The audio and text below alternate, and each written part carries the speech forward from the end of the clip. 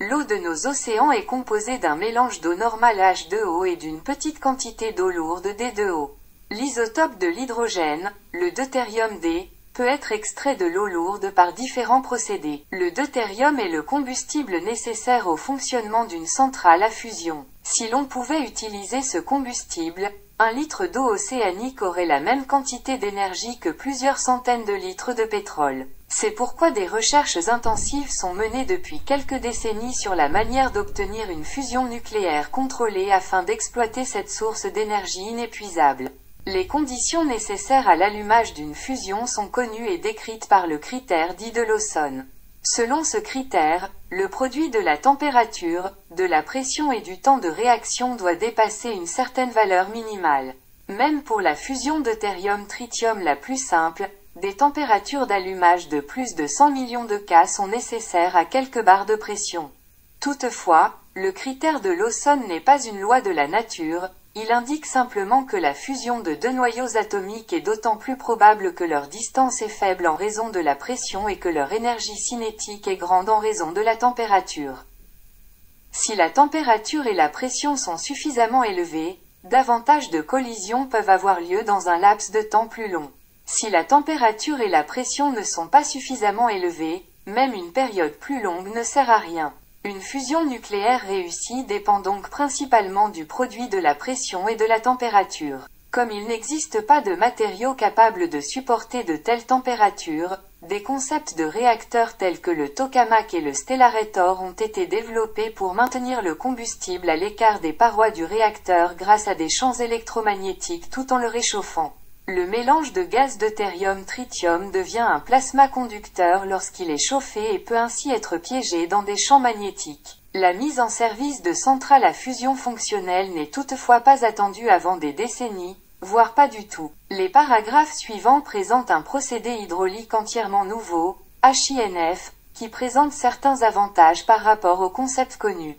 La fusion deutérium-tritium a lieu dans un liquide et n'endommage pas les composants. Le gaz deutérium-tritium peut être chauffé à l'extrême. Des pressions extrêmes règnent simultanément. L'énergie nécessaire au démarrage se répartit sur une période plus longue.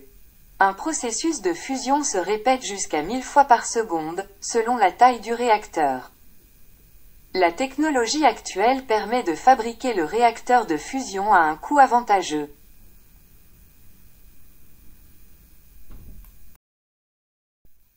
Dans le réacteur, il se produit une interaction entre des ondes de pression hydraulique et des changements d'état thermodynamique qui ne sont pas généralement connus et qui sont donc expliqués ici au préalable. Une source sonore ponctuelle dans un espace tridimensionnel, comme par exemple un obus qui explose, génère ce que l'on appelle une onde sphérique. La pression acoustique de cette explosion varie dans un rapport de 1 divisé par la distance, c'est-à-dire qu'à une distance 2 fois plus grande, la pression acoustique a diminué de moitié. En supposant que la grenade explose au centre d'une grande sphère creuse, son onde de choc, qui s'affaiblit avec la distance, atteint la paroi intérieure de la sphère creuse à la vitesse du son et s'y réfléchit comme avec un miroir concave. Cette onde sphérique réfléchie revient ensuite vers le centre de la sphère creuse et est alors amplifiée dans un rapport de 1 divisé par la distance. Le comportement d'une onde de pression fictive se déplaçant dans une sphère creuse remplie de liquide doit être illustré par une animation. L'onde part simultanément de la paroi complète de la sphère, se rencontre au centre et revient vers la paroi. La partie avant de cette vague fictive présente une faible baisse de pression, la partie arrière une forte augmentation de pression. Sur le chemin vers le centre de la sphère, les amplitudes des ondes augmentent, sur le chemin du retour, elles diminuent. Alors que toute augmentation de pression de l'onde au centre ponctuel de la sphère devient infiniment grande, la baisse de pression n'y est limitée que par la pression d'ébullition du liquide. Les ondes de pression peuvent se propager dans des milieux élastiques tels que les gaz, les liquides et les solides. Elles sont générées par le fait que l'air est déplacé, comme par exemple avec une membrane de haut-parleur. Sans transport de matière, cette onde se propage dans le milieu à la vitesse du son dépendant principalement de l'élasticité et de la densité du milieu. La vitesse du son dans l'eau est d'environ 1500 mètres par seconde. La génération d'ondes de pression doit être expliquée par une autre animation en prenant l'exemple d'un piston relié à un long tuyau. Le système est fermé et rempli de liquide. Une onde de pression est générée par le mouvement du piston. L'amplitude de pression P de cette onde de pression se calcule selon la formule simple. P est égal à A fois ρ fois V, où A est la vitesse du son et ρ la densité du liquide. Soit V la vitesse du piston. Un exemple de calcul permet d'illustrer l'ordre de grandeur du mouvement du piston ou de la déformation de la paroi interne. Le piston doit générer une onde de pression d'une longueur L égale à 1 mètre et d'une amplitude de pression P de 1 bar, soit 0,1 MPa. La vitesse nécessaire du piston V est donc de 0,067 mètres par seconde selon l'équation ci-dessus. L'onde de pression se propage à la vitesse du son et parcourt une distance de 1500 mètres par seconde. Une onde de pression d'1 mètre de long nécessite alors 0,67 millisecondes de temps de propagation. Dans le même temps, le piston se déplace de 45 microns vers l'intérieur. La force nécessaire du piston correspond à la pression de l'onde et s'élève dans cet exemple à 10 newtons par centimètre carré de la surface du piston. Le réacteur a donc besoin, comme le piston, d'actionneurs qui augmentent ou diminuent son diamètre de manière régulière, de l'ordre du micromètre. Le mouvement ainsi provoqué de la paroi du réacteur génère l'onde de pression sphérique souhaitée dans le liquide du réacteur. L'utilisation d'actionneurs piézoélectriques pour la génération d'ondes de pression s'impose, car elle permet de générer des forces de réglage élevées et des vitesses de réglage élevées. De plus, la course peut être contrôlée avec précision. Les actionneurs piézoélectriques sont composés d'un matériau cristallin ou céramique spécial qui, sous l'influence de champs électriques, modifie sa structure et donc, par exemple, sa longueur. Cette déformation est très faible. Les actionneurs du commerce, qui ont une longueur de 100 mm et une section de 100 mm², atteignent des courses maximales de quelques centaines de micromètres ainsi que des forces de réglage de l'ordre du kilonewton. Une fréquence de course maximale de 30 kHz est possible. La course de ces actionneurs est directement proportionnelle à la tension de commande électrique appliquée. L'effet piézoélectrique est réversible. Si l'actionneur est déformé par des forces extérieures, il produit de l'énergie électrique. Si un actionneur est commandé par une tension en dents de scie, sa vitesse de course est également constante. Cela a pour conséquence qu'avec une telle commande, des ondes de pression d'amplitude constante sont générées. Si la paroi du réacteur se déplace vers l'extérieur, la pression diminue, si elle se déplace vers l'intérieur, la pression augmente.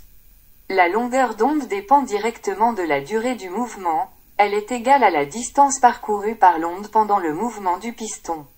Il est ainsi possible de générer des ondes de pression de forme complexe. Leur propagation se fait à vitesse constante du son, tandis que les amplitudes de pression dépendent directement de la vitesse de la paroi. Une autre propriété remarquable des ondes de pression est leur comportement en cas de superposition. Par exemple, si deux ondes venant de directions différentes se rencontrent, on mesurerait la somme de leurs amplitudes au point de rencontre, puis ces ondes se séparent et se présentent sous leur forme initiale. Les ondes de pression ne peuvent donc pas s'influencer mutuellement. L'animation suivante montre deux ondes de pression différentes qui se rencontrent en sens inverse dans une canalisation. Il s'ensuit qu'une onde de pression sphérique de forme complexe, générée sur la paroi du réacteur, se dirige vers le centre du réacteur avec une amplitude de pression croissante et revient ensuite sur la paroi du réacteur avec une amplitude de pression décroissante. Sous sa forme initiale, si l'on néglige une atténuation due au frottement du liquide ainsi qu'une vitesse du son qui n'est pas totalement constante, la vitesse du son de nombreux liquides augmente légèrement avec l'augmentation de la pression, ce qui fait que les différentes zones d'une onde de pression se propagent à des vitesses différentes. Cela provoque une certaine déformation des ondes. Lorsque les ondes ont un temps de propagation plus long, les zones de forte amplitude de pression se déplacent vers la tête de l'onde tandis que les zones de faible amplitude retombent, ce qui entraîne un front d'onde plus abrupt et une fin d'onde retardée, comme on peut le voir sur le schéma suivant. Ce comportement de la déformation de l'onde de choc est avantageux pour l'application souhaitée. Trois autres points sont importants pour l'étude ultérieure du réacteur de fusion. La solubilité des gaz dans les liquides. Les gaz peuvent être dissous dans les liquides, leur quantité dépendant du liquide, du gaz, de la température du liquide et de la pression. En général, la quantité soluble augmente avec l'augmentation de la pression et la diminution de la température. Le processus de dissolution se fait lentement par diffusion de surface. Lorsque la pression diminue, un dégazage spontané commence. Lorsqu'un liquide contenant un gaz dissous s'évapore, le gaz et la vapeur sont complètement séparés. La solubilité des gaz est variable. Par exemple, des quantités relativement importantes de gaz carbonique peuvent être dissoutes dans l'eau, alors que cela n'est possible qu'avec des quantités comparativement faibles d'hydrogène et de ses isotopes, le deutérium et le tritium. Évaporation et condensation. Si la pression d'ébullition d'un liquide, qui dépend de la température, n'est pas atteinte, il se produit une évaporation spontanée. L'augmentation de la pression qui suit provoque une condensation spontanée. Ces phénomènes s'observent par exemple dans les processus de cavitation des systèmes hydrauliques. Géométrie du réacteur. Ce n'est qu'en cas de géométrie sphérique parfaite de la paroi du réacteur que les ondes avec des amplitudes de pression positives quelconques atteignent la valeur d'amplitude infinie dans le centre infiniment petit du réacteur. En revanche, les ondes avec des baisses de pression négatives quelconques ne peuvent atteindre qu'une valeur correspondant à la pression d'ébullition actuelle du liquide du réacteur. Description du réacteur. Le réacteur est constitué d'une sphère creuse à parois minces, entièrement remplie de liquide. Ce liquide peut par exemple être de l'eau, qui a été entièrement débarrassée de tous les gaz qu'elle contenait. Une quantité bien définie des gaz deutérium et tritium a ensuite été dissoute dans le liquide. La paroi extérieure du réacteur est épaisse et concentrique à la sphère creuse intérieure. Entre les parois intérieures et extérieures du réacteur se trouvent, à intervalles réguliers et étanches, des actionneurs qui s'appuient sur l'extérieur et peuvent déformer légèrement la sphère creuse intérieure. L'espace entre les parois intérieures et extérieures du réacteur est rempli de gaz dont la pression peut être modifiée. La pression du gaz est à peu près égale à la pression interne moyenne dans le réacteur. Sans cette pression de gaz, la fine enveloppe interne du réacteur ne pourrait pas résister à la pression souhaitée du système. Une unité de contrôle externe est responsable de tous les processus fonctionnels et du fonctionnement du réacteur. Parmi les autres composants externes, on trouve un système de préchauffage qui est relié hydrauliquement à l'intérieur du réacteur. Il veille à ce que le liquide du réacteur soit porté à une température bien définie, comprise entre 400 Kelvin et 600 Kelvin, avant le démarrage. En outre, un système est nécessaire pour maintenir la pression moyenne du liquide du réacteur à une valeur exacte comprise entre 0,1 et 3 MPa. Si l'on choisit par exemple une pression de système souhaitée de 2 MPa du liquide du réacteur, sa température d'ébullition est de 488 Kelvin. Pour qu'il n'y ait pas de vapeur, le liquide du réacteur doit être plus froid que 488 Kelvin, donc par exemple 475 Kelvin. Une brève réduction de la pression à 1,5 MPa serait alors juste inférieure à sa température d'ébullition et entraînerait la formation de bulles de vapeur. Lors d'une fusion dans le réacteur, les deux isotopes de l'hydrogène fusionnent en hélium, ce qui perturberait la suite du processus de fusion. C'est pourquoi une unité de purification externe élimine l'hélium formé et réintroduit le deutérium et le tritium usé dans le liquide du réacteur, de sorte que leur part de solution reste constante. L'énergie libérée lors de la fusion dans le liquide du réacteur et sur les parois du réacteur est évacuée par des échangeurs de chaleur et peut être utilisée par exemple pour produire de l'électricité. Le démarrage du réacteur se fait en deux phases. Chauffage et réglage de la pression du liquide du réacteur avec des composants externes grâce à l'énergie. Ensuite, génération périodique de formes d'ondes de pression spéciales par les actionneurs sur la fine paroi interne du réacteur. Comme ces ondes de pression se déforment légèrement en cours de fonctionnement, comme décrit précédemment, une correction constante par les actionneurs est nécessaire. La fréquence de ces ondes de pression doit être adaptée avec précision à la taille du réacteur. Leur vitesse de propagation est d'environ 1500 mètres par seconde dans l'eau. Cela signifie que pour un réacteur de 3 mètres de diamètre, l'onde de pression traverse le réacteur 500 fois par seconde. Dans les réacteurs plus grands, plusieurs ondes de pression peuvent être envoyées simultanément à travers le réacteur. La longueur de l'onde de pression générée doit dans tous les cas être plus courte que le diamètre du réacteur, sinon la zone d'onde avec abaissement de la pression est perturbée par superposition.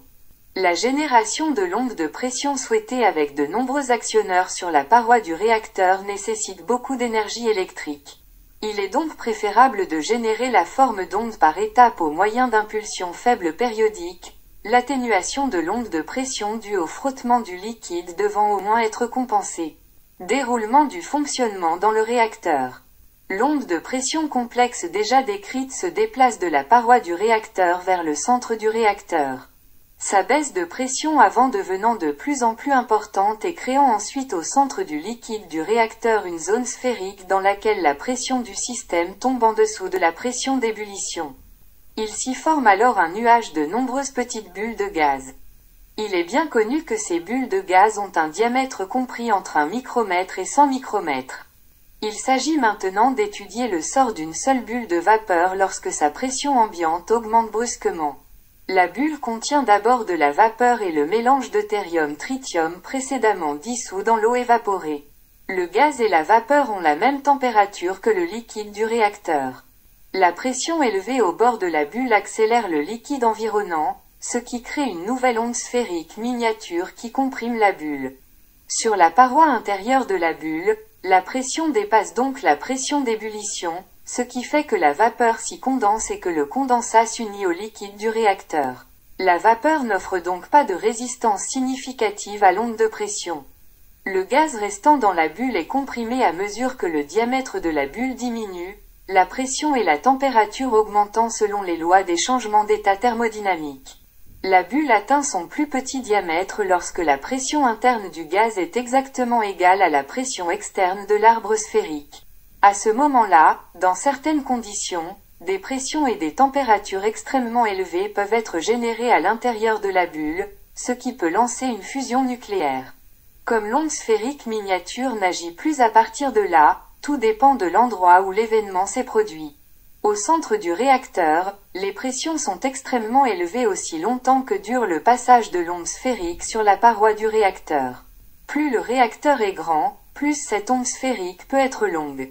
L'objectif du réacteur est de créer des conditions optimales pour permettre l'allumage du mélange deutérium-tritium comprimé. Comme nous l'avons déjà mentionné, la durée du confinement du gaz joue également un rôle. La distance entre la bulle et le centre du réacteur joue ici un rôle important. À proximité immédiate de celui-ci, la pression est extrêmement élevée tant que l'onde de choc générée dans le réacteur se déplace à travers le centre.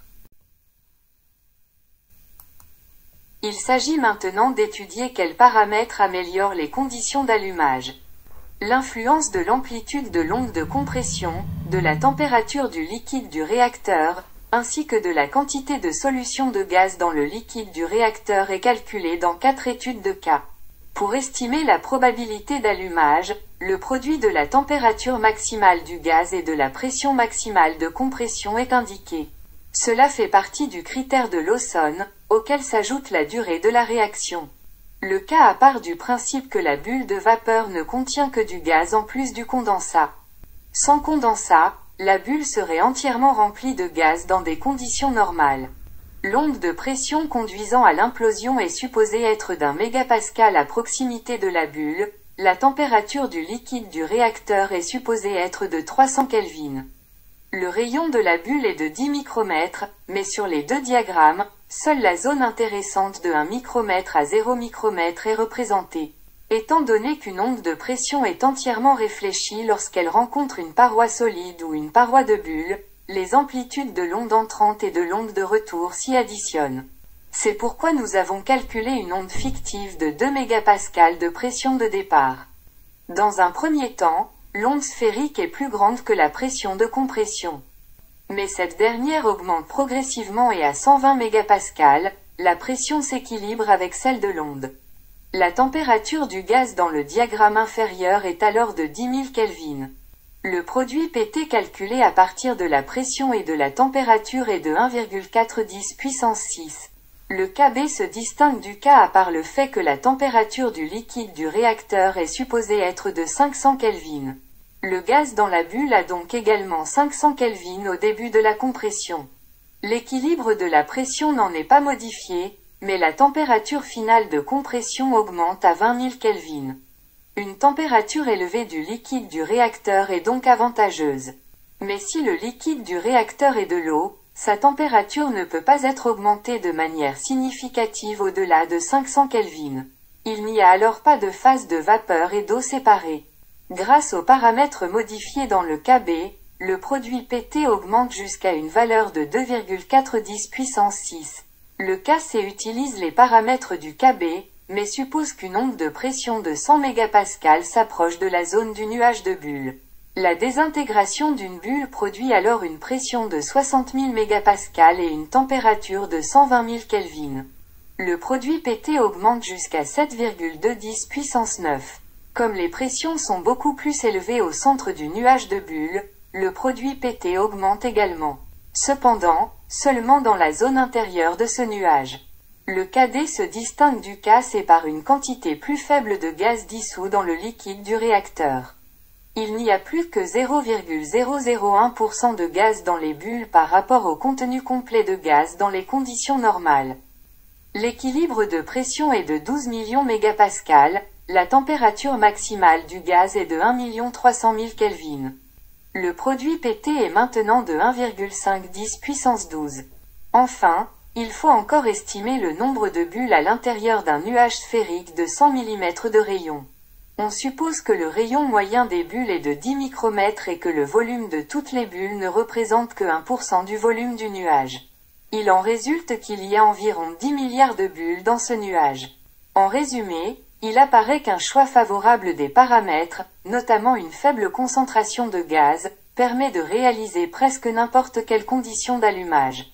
Comme nous l'avons déjà mentionné, la probabilité d'une fusion nucléaire augmente avec un produit PT aussi grand que possible. Le type de réacteur tokamak joue un rôle important dans la recherche actuelle sur la fusion. Dans ce concept, le plasma deutérium-tritium est chauffé par de puissants champs magnétiques dans un réacteur en forme de tore dans des conditions de vide et maintenu à distance des parois du réacteur. Parallèlement, le plasma est modérément comprimé par des champs magnétiques. Les forces nucléaires de répulsion des atomes de deutérium et de tritium doivent être surmontées grâce à l'énergie cinétique élevée due à la température et à une certaine pression, afin que le produit de la fusion, l'hélium, se forme. On suppose que le plasma doit avoir une température d'au moins 100 millions de degrés. La pression du plasma, qui n'est pas connue ici, devrait être de l'ordre de la MPa. En supposant que cette pression soit de 100 bar égale 10 mégapascales, on obtient un produit PT de premier neuf pour le réacteur tokamak. Cette valeur est déjà nettement dépassée avec le K3, le Kd est 1000 fois plus élevé. Tous les calculs présentés précédemment, qui concernent le réacteur à fusion hydraulique, ont été effectués sans tenir compte du frottement des fluides, des pertes par rayonnement, des pertes par conduction thermique sur les parois des bulles, etc. Et en supposant une géométrie parfaite du réacteur. Les valeurs maximales de pression et de température pouvant être atteintes sont donc plus faibles. Néanmoins, les résultats montrent le grand potentiel de ce concept hydraulique, qui permet d'atteindre non seulement des températures élevées, mais aussi des pressions élevées, ce qui améliore considérablement les conditions d'allumage d'une fusion nucléaire.